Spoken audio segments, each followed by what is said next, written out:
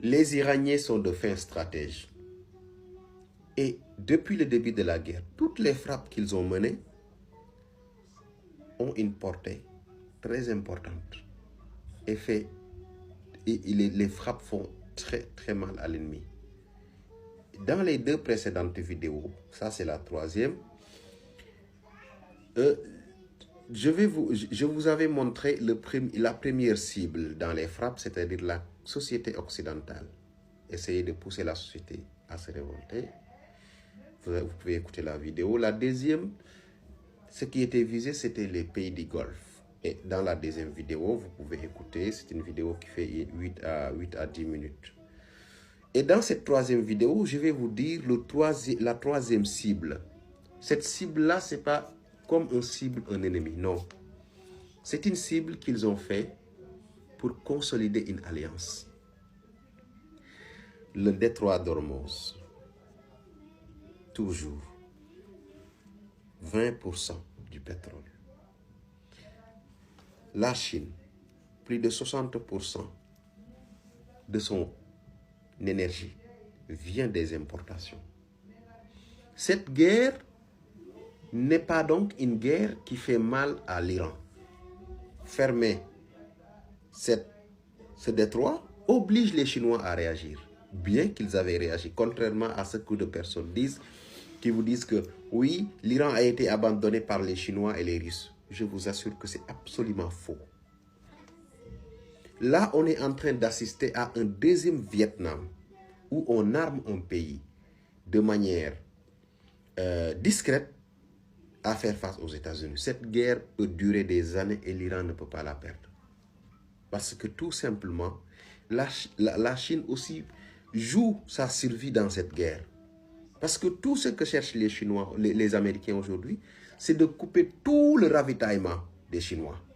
Partout où ils se ravitaillent en énergie à travers le monde, ils essaient de semer le désordre là-bas. C'est leur objectif principal. Vous les avez vus attaquer des bateaux qu'ils appellent des bateaux fantômes. Il n'y a pas de bateaux fantômes.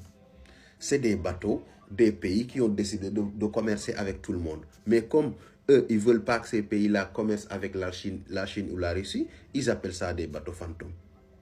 Vous les voyez, comment ils sont de mauvaise foi.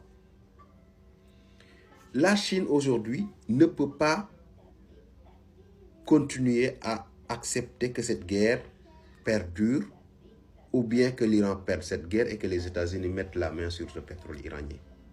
Des milliards de mètres cubes. Jamais ils vont laisser ça. Parce que les Américains ont découvert que la guerre commerciale qu'ils ont menée contre les Russes, contre les Chinois, ils l'ont perdue. Ça, c'est un fait. Les taxes douanières que vous aviez vues, même certains, il y a un juge qui a délibéré comme quoi les surtaxes qui étaient imposées par Donald Trump doivent être remboursées aux importateurs. Ce qui va faire un trou noir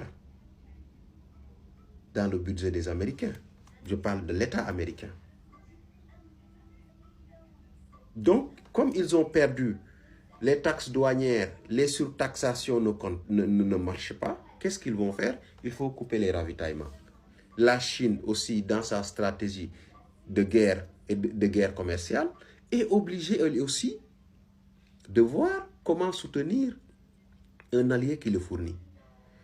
Le premier, c'est le renseignement.